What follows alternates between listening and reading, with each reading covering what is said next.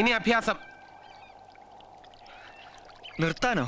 അതെ, വന്നിറങ്ങിയില്ലേ എന്റെ കൂടെ കാറിൽ ഒരു ദിവസം, അതുപോലെ അങ്ങ് പോണം. ആർക്കെ വിളിച്ചിരുന്നു നിന്റെ ജോലി തൽക്കാലം കഴിഞ്ഞെന്ന്. ഇനി കുറച്ച് ലീവ് എടുത്തോ. Back street boys. എന്താ ഈ പറയുന്നേ? ബോംബെ സത്യചന്ദ്രൻ ഇനി തിരിച്ചു പോകാമെന്ന് ഒരു ടെലിഗ്രാം വരും ബോംബെന്ന്. Mother serious, start immediately. വന്നതുപോലെ അന്തസ്സായിട്ട് തിരിച്ചു പോകാം. അടിയോടി, ഇങ്ങോട്ട് വരുമ്പോൾ ഇവരുടെ കീഴിൽ കുറച്ച് പാട്ട് പഠിക്കണമെന്ന മോഹമായിരുന്നു എനിക്ക്. ഒരിക്കലും സാധിക്കുമെന്ന് കരുതിയിട്ടില്ലാത്തൊരു മോഹം. ഇപ്പോൾ അതിലും വലിയൊരു ചാൻസ് അവരെനിക്ക് തന്നിരിക്കുന്നത്. അവരുടെ പ്രോഗ്രാമിൽ പങ്കെടുക്കാനുള്ള ചാൻസ്. അതും കളഞ്ഞിട്ട്. അറിയാം, അതിലും വലിയ മറ്റൊരു മോഹം കൂടി ഇപ്പം നിന്റെ മനസ്സിലുണ്ട്. തോന്നുന്നുണ്ടോ നിനക്ക് അത് നടക്കുമെന്ന്? വെറും ഒരു സൈക്കിളി ഓട്ടുകാരന് മകളെ കെട്ടിച്ചു കൊടുക്കാൻ ആർക്കെ തയ്യാറാവുന്ന നിന്റെ വിചാരം? എന്തിനാ നിന്റെ പുറപ്പാട്? നോക്ക് ചാർലി, നമ്മൾ രണ്ടുപേരും കൂടിയാ ഈ കളികളൊക്കെ തുടങ്ങിയത്. ഇപ്പൊ നീ അത് തനിച്ചേറ്റെടുക്കാൻ പോവാണോ? നീയായിട്ട് നീ മറ്റൊരു അത്യാഹിതത്തിന് തിരികൊടുക്കാൻ തുടങ്ങാണോ? ആർക്കും ഒരു കുഴപ്പമില്ലാതെ സ്ഥലം വിടാൻ പറ്റിയ അവസരം ഇപ്പോഴാണ്. ഇവരൊക്കെ വലിയ വലിയ ആൾക്കാരാ. ഇവരുടെയൊക്കെ ജീവിതത്തിലേക്ക് കടന്നു ചെല്ലാൻ നമുക്കൊന്നും ഒരു അവകാശമില്ല ചാർലി, ഒരു അർഹതയില്ല. പൊയ്ക്കോ, ഇനിയും ആരെയും വിഷമിപ്പിക്കാതെ പൊയ്ക്കോ. ഇവിടെ നിൽക്കണോ? അമ്മ വിളിക്കുന്ന സത്യേ.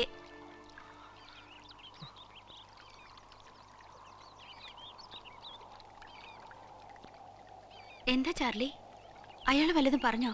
തുറന്ന യുദ്ധം പ്രഖ്യാപിച്ചിരിക്കുക മാനസയുടെ അച്ഛൻ. എന്നോട് തിരിച്ചു പോയിക്കോളാൻ. ബോംബെന്ന് ടെലഗ്രാം വരുമെന്ന്. ഇനി സാക്ഷാൽ ഭാനുമതി അമ്മ തന്നെ ബോംബെന്ന് നേരിട്ട് വന്ന് വിളിച്ചാലും അമ്മ വിടില്ല ചാർലിയെ. അമ്മയ്ക്കിപ്പോ എന്ത് ഉത്സാഹമാണെന്നോ? എന്തോ എനിക്ക് ഒന്നുമില്ല, ചാർലി ധൈര്യമായിട്ടിരിക്കെ. അല്ല, ഈ ഡാൻസ് പ്രോഗ്രാമിന്റെ സന്തോഷ വർത്താനം ഉമ്മയെ അറിയിക്കണ്ടേ നമുക്ക്?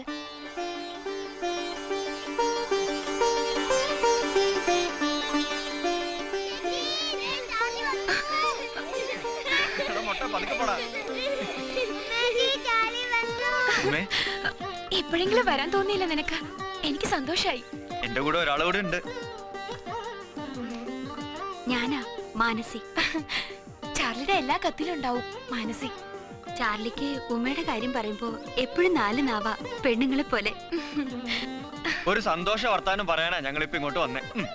എനിക്കും പറയാനുണ്ട് ഒരു സന്തോഷ വർത്തമാനം. അതെനിക്കറിയാം. മൊയ്തീൻ പറഞ്ഞായിരുന്നു 10-ാം തീയതിക്ക് ശേഷം ഓപ്പറേഷൻ അല്ലേ? അത് കഴിഞ്ഞ ഉമ്മയ്ക്കൊരു ഡാൻസ് പ്രോഗ്രാം കാണാം. സുഭദ്രാമ്മയുടെ പ്രോഗ്രാം ഞാനും മനസ്സും കൂടെ അവതരിപ്പിക്കുന്നു. ഭാഗ്യം ഉണ്ടാവട്ടെ അതിന്. അയ്യോ മറന്നു, നിങ്ങൾ വന്ന സന്തോഷത്തിൽ അത് ഞാൻ മറന്നു. ഇത്തിരി ചായ എടുക്കാം. വേണ്ട ഉമ്മേ, വേഗം പോണം. അത് പറ്റില്ല, വരുമ്പോഴേക്കങ്ങ് പോവാ. എനിക്ക് വേണം ഉമ്മയുടെ കൈ കൊണ്ടൊരു ചായ. ഒരു സന്തോഷ വർത്താനം ഞാനും പറയാം. ആ വരൂ, ഞാൻ സഹായിക്കാം അമ്മേ. ഇവിടെ ഓരോന്ന് എവിടെയാ ഇരിക്കുന്നെന്ന് മാനസികൾ നന്നായിട്ട് അറിയുന്നത് എനിക്കാ. കുട്ടിക്കാലം മുതൽ അറിയാൻ ചാർലിയെ അല്ലേ? ഓർമ്മ വെച്ച മുതല്. ഒരു ദിവസം രാവിലെ ഒരു കുട്ടിയുടെ ശബ്ദം കേട്ടുകൊണ്ടാ ഉണർന്നത്. മുമ്പാട്ടോ, വളരെ മുമ്പ്. അമ്മയോട് ചോദിച്ചു ആരാന്ന്. വിശന്ന് കരയുന്ന ഒരു കുട്ടിയാണെന്ന് അമ്മ പറഞ്ഞു. ചാർലിന്നാ പേരെന്നും. ചാർലി എപ്പോഴും പറഞ്ഞു ചിരിക്കും. അവന് ചാർലിന്ന് പേരിട്ടത് ആരാന്നാവോന്ന്. അന്ന് മുതല് ഞങ്ങൾ ഒരുമിച്ച് വളർന്നു, കളിച്ചു, പിണങ്ങി, വഴക്ക് കൂടി, വീണ്ടും ചങ്ങാതികളായി. അങ്ങനെ അങ്ങനെ അങ്ങനെ. ചാർലിയുടെ മുഖം കണ്ടിട്ടില്ലല്ലോ? പക്ഷേ ഇല്ല, പക്ഷേ അവന്റെ ഓരോ ഭാവമാറ്റവും എനിക്ക് പെട്ടെന്ന് മനസ്സിലാവും. ഇനി ആഗ്രഹം ആ മുഖം ഒന്ന് കാണാനാ. അതിനാണല്ലോ ഈ കഷ്ടപ്പാടൊക്കെ സഹിക്കണേ. ഉമ്മയോട് അസൂയ തോന്നുന്നു. വളരെ നേരത്തെ ചാർലി അറിയാൻ കഴിഞ്ഞല്ലോ. എന്നാലും വൈകിയാണെങ്കിലും എനിക്കും ഉണ്ടായ ഒരു ഭാഗ്യം. ഈശ്വരനാ ഞങ്ങളെ ഒന്നിപ്പിച്ചത്. അല്ലെങ്കിൽ ചാർലി പറയും പോലെ ഉമ്മയുടെ അമ്മ. പ്രോഗ്രാം കഴിഞ്ഞിട്ട് വേണം എല്ലാവരോടും പറയാൻ. എന്താ? നിങ്ങൾക്ക് ഇഷ്ടപ്പെട്ടോ ആ ചേച്ചിയെ? നല്ല ചേച്ചിയാ. ഇനി ആ ചേച്ചി ഇവിടെ വരും നമ്മുടെ കൂടെ താമസിക്കാൻ. ചാർലി ആ ചേച്ചിയെ കല്യാണം കഴിക്കാൻ പോവല്ലേ? അതെ, ഇക്കാര്യം ഞാനിപ്പോ ഉമ്മയോട് പറയുകയായിരുന്നു. ഇനി ഈ ചേച്ചി ഇവിടെ ഉണ്ടാവില്ലേ? നന്നായി. അപ്പൊ ഞങ്ങൾ ഒരുപാട് പുതിയ സ്ഥലത്തേക്ക് കൊണ്ടുപോവല്ലോ. അതിനല്ലേ ഈ ചേച്ചി. ഉമ്മച്ചിക്കാണെങ്കിൽ കണ്ണും കാണൂല.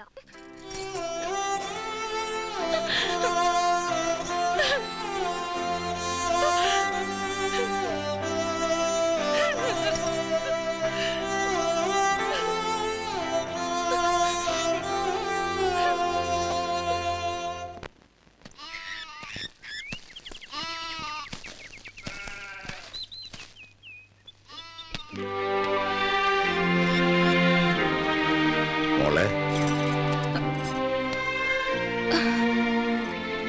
സാറ് ഡോക്ടറെ കാണാൻ ചെന്നില്ല നീ അല്ലേ? എല്ലാം പറഞ്ഞ് ഏർപ്പാട് ചെയ്തതല്ലേ ഞാൻ. ഞങ്ങളുടെയൊക്കെ ആഗ്രഹമായിരുന്നില്ലേ നിനക്ക് കാഴ്ച കിട്ടണമെന്നുള്ളത്. ഇപ്പൊ വേണ്ട ഓപ്പറേഷൻ. എന്ത് വിട്ടിത്താ മോളെ ഈ പറയണേ? ഇതിനു വേണ്ടിയല്ലേ നിങ്ങളൊക്കെ ഇത്രയും കാലം കാത്തത്? അങ്ങനെയുള്ളൊരു മോഹവും ഉണ്ടാവാൻ പാടില്ലായിരുന്നെന്ന് ഇപ്പൊ തോന്നുന്നു. എനിക്കറിയാം നിന്റെ ഈ മാറ്റത്തിന് കാരണം. ചാർലിയും മാനസിയുടെ വന്നിരുന്നല്ലേ? ഇങ്ങനെയൊക്കെ വരുമെന്ന് അറിഞ്ഞില്ല മോളെ. തെറ്റുപറ്റിയത് എനിക്കാ. വളർത്താനാ കൊണ്ടുപോകണമെന്ന് സാറ് പറഞ്ഞു. അവൻ വളർന്നു പോയി, ഒരുപാട് വളർന്നു. ചാർലിയോടുള്ള നിന്റെ ഇഷ്ടം ബാക്കി എല്ലാവരോടും പറഞ്ഞില്ല, അവനോട് ഒഴികെ. ഒരു വാക്ക് അവനോട് പറഞ്ഞിരുന്നെങ്കിലേ, ഒരു സൂചനയെങ്കിലും കൊടുത്തിരുന്നെങ്കിലേ. ഇല്ല, എന്നും അവനെ എന്നോട് എന്തും പറയാറുള്ളൂ, ആവശ്യപ്പെടാറുള്ളൂ. ഞാനായിട്ട് ഒന്നും ഇതുവരെ അവനോട് ചോദിച്ചിട്ടില്ല. ഇനി അതുണ്ടാവില്ല, ജീവിതമാണെങ്കിൽ പോലും. അങ്ങനെയാണെങ്കിൽ തന്നെ ഓപ്പറേഷൻ വേണ്ടെന്ന് വെക്കണോ? ഇനി എനിക്ക് ആരെ കാണാനായി കണ്ണുകൾ? കണ്ണു തുറക്കുമ്പോ ആദ്യമായി കാണാൻ മോഹിച്ചൊരു മുഖം ഉണ്ടായിരുന്നു. കുട്ടിക്കാലം മുതൽ മോഹിച്ചൊരു മുഖം. അതിപ്പോ സാറ് വിലക്കെടുത്തില്ലേ? എവിടെയോ എത്തിയില്ലേ അവൻ? ഇത്രയും കാലം കാഴ്ചയില്ലാതെ കഴിഞ്ഞില്ലേ ഞാൻ? അതുപോലെ കഴിഞ്ഞോളാം.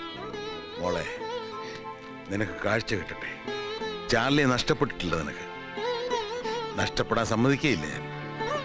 കൊണ്ടുപോയ പോലെ തിരിച്ചേൽപ്പിക്കാന്ന് വാക്ക് തന്ന ഞാൻ. അത് ഞാൻ തെറ്റിക്കില്ല. അവനിതൊന്നും അറിയരുത് ഒരിക്കലും. ചാർലിയെ വേദനിപ്പിക്കുന്ന ഒന്നും എനിക്ക് സഹിക്കാൻ കഴിയില്ല. ഈ വിഷമവും വേദനയും ഞാൻ മാത്രം അറിഞ്ഞാ മതി. പോരാ, നീ പറയാതിരുന്നത് ഞാൻ പറയും. ഇപ്പോഴെങ്കിലും ഞാനത് ചെയ്തില്ലെങ്കിൽ ദൈവം എന്നോട് പൊറുക്കില്ല.